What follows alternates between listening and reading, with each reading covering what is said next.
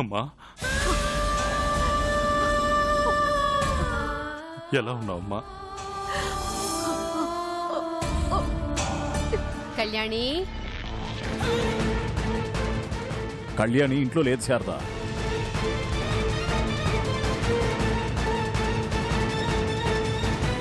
ఎందుకమ్మా నాకెంత పెద్ద శిక్ష వేశావు? నేనేం తప్పు చేశానని? ఏమ్మా చెప్పానా మీ అబ్బాయిని కలిస్తే మీ మనసు మారుతుందని? నువ్వు అమ్మా అని పిలుస్తున్నప్పుడల్లా నాకిద్దరు కొడుకులున్నారన్న భావన కలుగుతోంది ఆకాష్.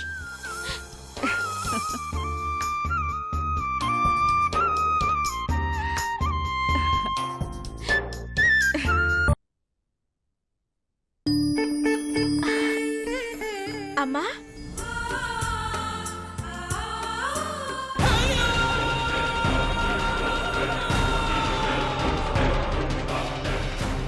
ఎప్పుడొచ్చావమ్మా?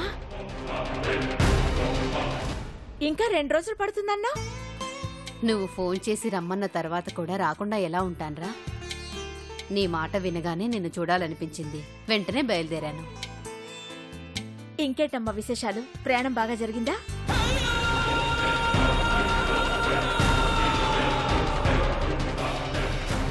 బాగా జరిగింది, కానీ పద మనం లోపలికెళ్ళి మాట్లాడుకుందాం.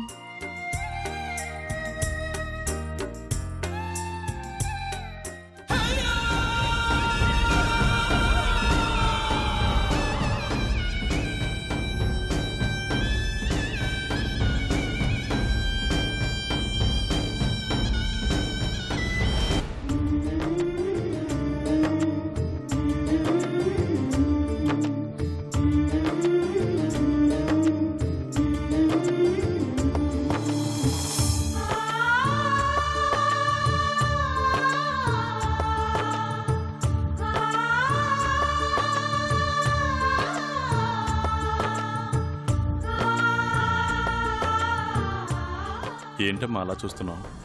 నిన్నిలా చూస్తుంటే నాకు చాలా సంతోషంగా ఉందిరా. నువ్వు నాతో ఉన్నంత వరకు నాలో ఈ ఆనందం ఇలాగే ఉంటుందమ్మా. నువ్వు ఏదో ఒకరోజు తిరిగి వస్తావనే నమ్మకంతో ఇన్ని రోజులు బలవంతంగా కడుపు నింపుకున్నాను. ఇప్పుడు నిన్ను చూసిన ఆనందంతోనే నా కడుపు నిండిపోయిందమ్మా.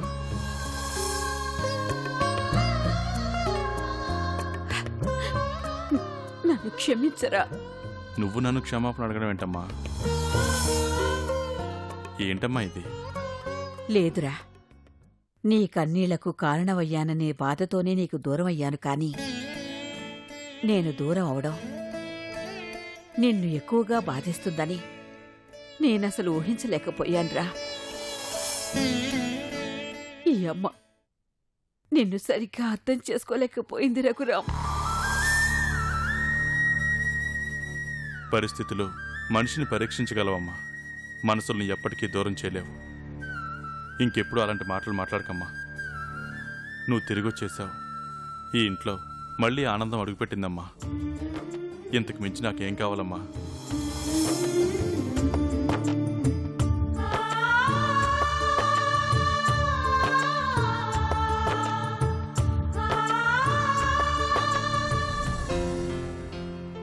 చాలు.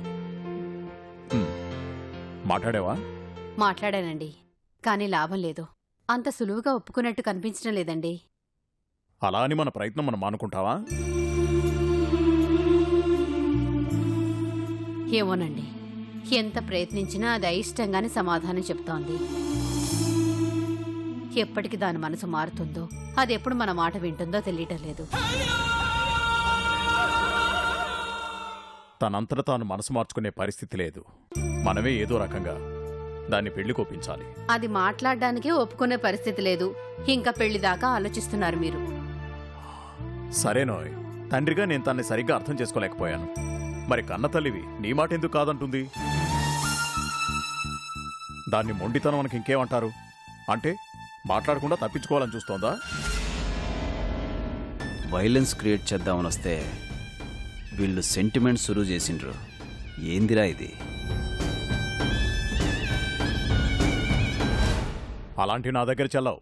నాకు గానీ ఓపిక నశించిందంటే ఎవరినో ఒకరిని తీసుకొచ్చి వీడే నీ మొగుడని చెప్పి ఆ 3 ముళ్ళు వాడి చేత వేయించేస్తాను అంతే. మాటలు కాదు, చేసి చూపించండి. ఏంటి నన్ను తక్కువ అంచనా వేస్తున్నావు నువ్వు? నేను తలుచుకుంటే ఏదైనా చేయగలను. చెయ్యమనే కదా చెప్తున్నాను.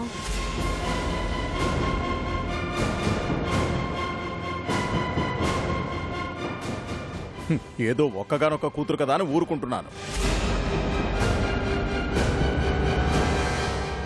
అలాంటప్పుడు చేయాల్సిందేమిటంటే ఆ ఒక్కగానొక్క కూతురు మనసు నొప్పించకుండా దాని మనసు కుదుటపడే వరకు వేచి చూసి మన వైపు మళ్ళేలా చేసుకోవాలి. కాదని మనము మొండికేస్తే అది మన మాట వినే అవకాశమే లేదండి. ఏంటో నువ్వు దానికి సపోర్ట్ చేస్తున్నావో నాకు సపోర్ట్ చేస్తున్నావో నాకు అర్థం కావట్లేదు. నేను సమయానుకూలంగా మాట్లాడుతున్నాను అంతే. అమ్మాయి మనసును మార్చగలిగేది కాలమే కాని కారణం కాదండి. మీరు భోంచేయండి. అదిగో అమ్మాయి వస్తోంది. రామ్మా.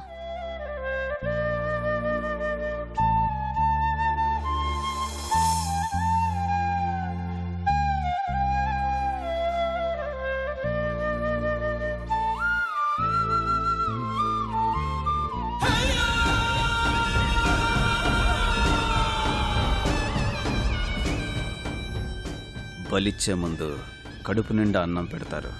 అందుకే నీకిప్పుడు తినే అవకాశం దొరికింది.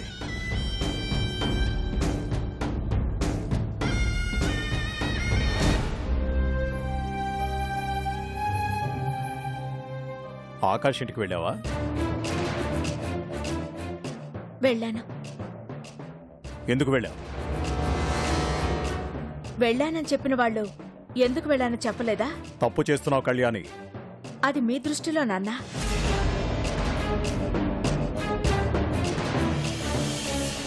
నేను కరెక్ట్గానే ఉన్నాను. నీ వల్ల ఆకాష్ పెళ్ళొద్దంటున్నాడు తెలుసా? ప్లీజ్ నాన్న, నా వల్ల అని మాత్రం అనకండి. అతను ఆలోచించకుండా నిర్ణయం తీసుకుంటే అది నా తప్పేలా అవుతుంది? అతని మీద నాకు అభిమానం ఉంది నాన్న, కానీ అది నా అభిమతం చంపుకుని ప్రవర్తించేంత కాదు. దయచేసి పెళ్లి టాపిక్ తీసుకురాకండి నాన్న. నన్ను ఇలాగే ఉండనివ్వండి ప్లీజ్.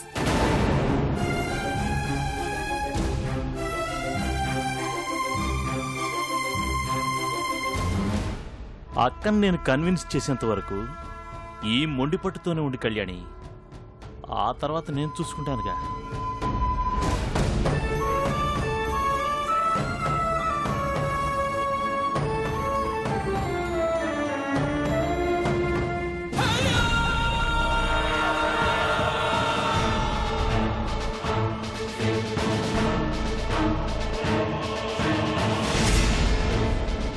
కళ్యాణి,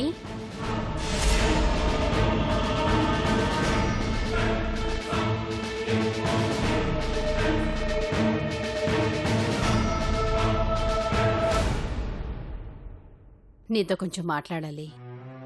ఇప్పుడు నా కోపిక లేదమ్మా, తర్వాత మాట్లాడతాను. ఇందుకేనా నేనుంటే బావుండు అని రమ్మన్నావు? ఎందుకే ఈ మొండి పట్టుదల? అసలు అవతల వాళ్లకు మాట్లాడే అవకాశం ఇవ్వవా?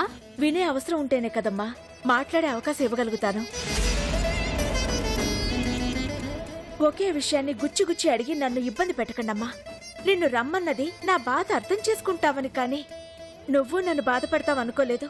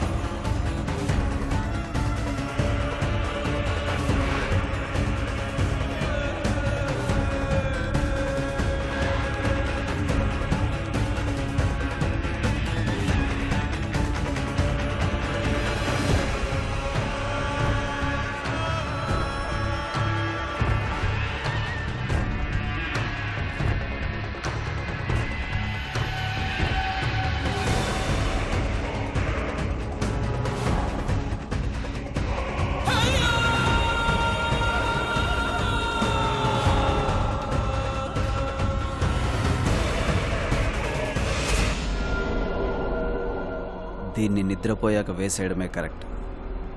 ఇంట్లో చాలామంది ఉన్నారు, లేకపోతే మనకే ప్రాబ్లం వస్తుంది.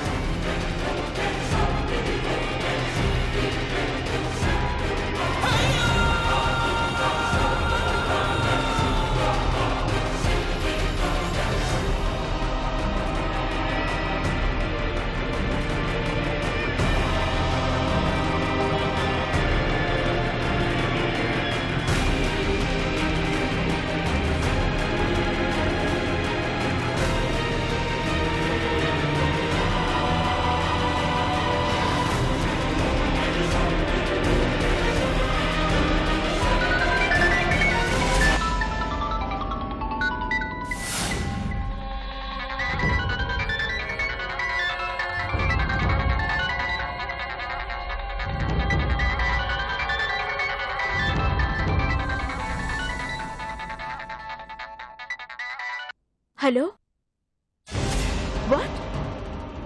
అవునా?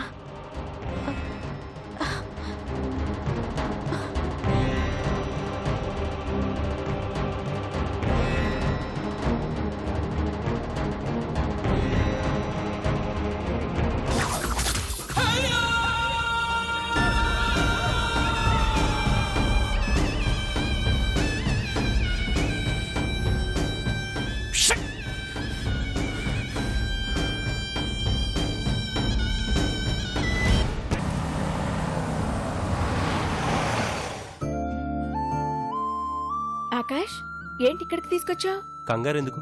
దిగు.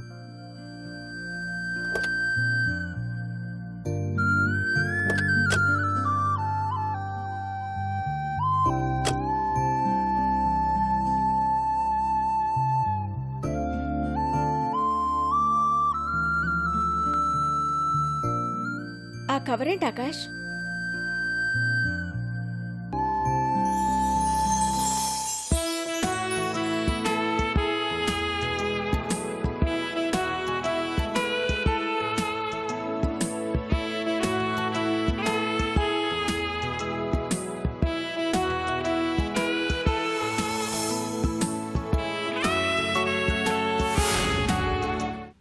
ఇప్పుడు ఇవన్నీ ఎందుకు ఆకాష్? నీకోసం. వంశీయ విషెస్ చెప్పినా కూడా నువ్వు కేక్ కట్ చేయవా కళ్యాణి?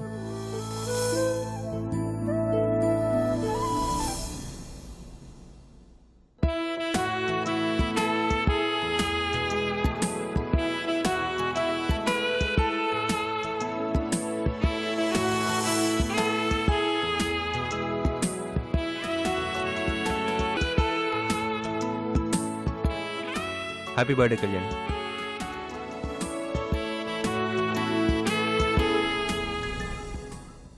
నిన్నెలా అర్థం చేసుకోవాలో తెలియడం లేదు ఆకాష్. ఒకవైపు వంశీని మర్చిపోమ్మని ఫోర్స్ చేస్తావు, మళ్ళీ నువ్వే వంశీని గుర్తు చేస్తావు. ఏంటి ఆకాష్ ఇదంతా? ఎందుకు చేస్తున్నావిలా? వంశీని తీసుకురాలేను కదా కళ్యాణి, అందుకే వాడి చివరి కోరిక తీర్చాలనుకుంటున్నాను.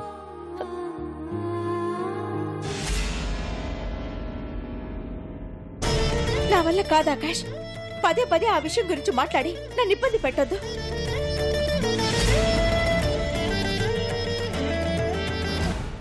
అదే మాట ఇప్పుడు చెప్పు Kalyani. Happy birthday Kalyani. Happy birthday Kalyani. Happy birthday Kalyani. Happy birthday Kalyani.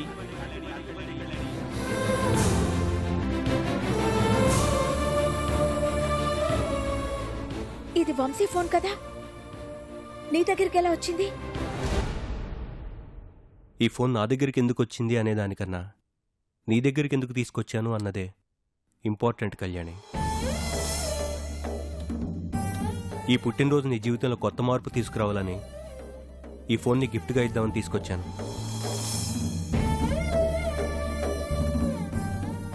వాడి జ్ఞాపకంగా ఇన్ని రోజులు ఈ ఫోన్ నా దగ్గర ఉంది. ఇప్పుడు నీకు ఇవ్వటానికి బలమైన కారణమూ ఉంది.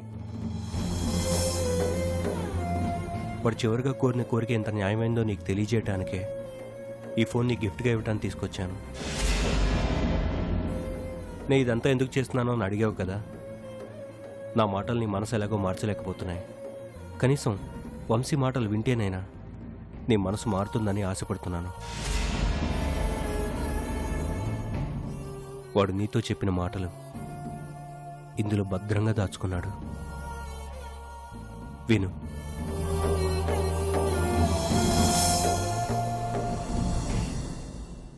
Happy birthday Kalyani. Thank you Vamshi. You are 5 minutes late. Late ఏంటి? నేను 12 అవగానే చేశానే. చేతుకున్న వాచ్ అయినా మార్చు, ఫోన్లో ఉన్న టైం అయినా మార్చు. 12 దాటి 5 నిమిషాలు అయింది వంశీ. చూసావా కళ్యాణి, టైం ఎప్పుడు ఒకేలా ఉండదని అందరూ అంటారు, కానీ అందరి టైం కూడా ఒకేలా ఉండదు. ఎందుకు వంశీ సీరియస్ గా తీసుకుంటావు? నిన్ను ఉడికించడానికి అన్నాను. లేదు కళ్యాణి, మనలాంటి ప్రేమికులు కలిసి ఆనందంగా సెలబ్రేట్ చేసుకోవాల్సిన సమయం ఇది. కానీ మనకి సమయం అనుకూలించడం లేదు. ఎదురుగా నిలబడి నీకు విషెస్ చెప్పాలనుకున్న నేను ఎక్కడి నుంచో దొంగతనంగా ఫోన్ చేయాల్సిన పరిస్థితిలో ఉన్నాను. ఇంకెన్ని రోజులు వంశీ మనం ఇలా దూరంగా బతకడం? మన విషయం ఇంట్లో చెప్పేద్దామా? తొందరపడి కళ్యాణి, ఆలోచించి నిర్ణయం తీసుకోవాల్సిన సమయం ఇది. నా వల్ల కావడం లేదు వంశీ. నీకు దూరంగా నేను ఉండలేకపోతున్నాను. అలా అంటే ఎలా కళ్యాణి? రేపు నాకేదైనా జరిగితే అప్పుడెలా? అవే మాటలు వంశీ. చెప్పాను కదా కళ్యాణి, టైం ఎప్పుడు ఒకేలా ఉండదు. లైఫ్ ఎప్పుడు సస్పెన్స్ గానే ఉంటుంది. ఏ క్షణంలో ఏం జరుగుతుందో ఎవరికీ తెలియదు. అలాంటిదేదైనా జరిగితే నేను బ్రతకలేను వంశీ. తప్పు కళ్యాణి, అలా మాట్లాడకు. ఎన్ని సమస్యలు ఎదురైనా, ఎంతమంది దూరమైనా జీవితం మాత్రం ముందుకు సాగాలి. నువ్వు లేకుండా నా వంశీ. నా కోసం నీ లైఫ్ ఆగిపోకూడదు కళ్యాణి. నేనున్నా లేకున్నా నా జ్ఞాపకాలు నీతోనే ఉంటాయి. అలా అని నువ్వు ఆ జ్ఞాపకాలతోనే బతుకుతానంటే నేను సంతోషంగా ఉండలేను. జీవితాంతో నీ చేయి పట్టుకుని నడవాలని ఆశపడుతున్నాను. దానికి నేను అర్హుణ్ణి కాదని ఆ దేవుడు అనుకుంటే నీకు తగిన వాడితో నువ్వు జీవితంలో ముందుకు సాగాలి.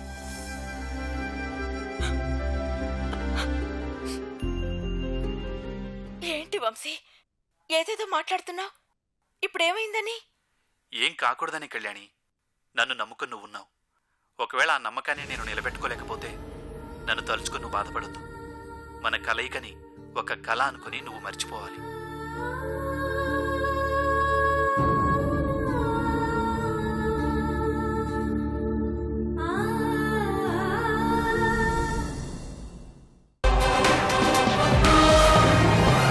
జీవితాంతం మీ కూతురు విధవరాలుగానే ఉండాల్సి వస్తుంది. వీరబాబు